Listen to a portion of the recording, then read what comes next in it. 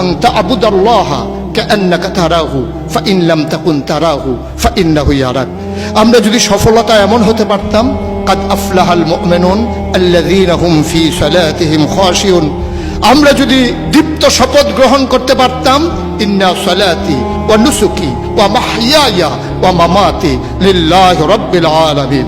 আমরা যদি নিজেদের কুরবানির নজরানা এভাবে পেশ করতে পারতাম, ইন্নাল্লাহা ইশতারা মিনাল মুমিনিনা আনফুসাহুম ওয়া আমওয়ালাহুম বিআন্না লাহুমুল জান্নাহ,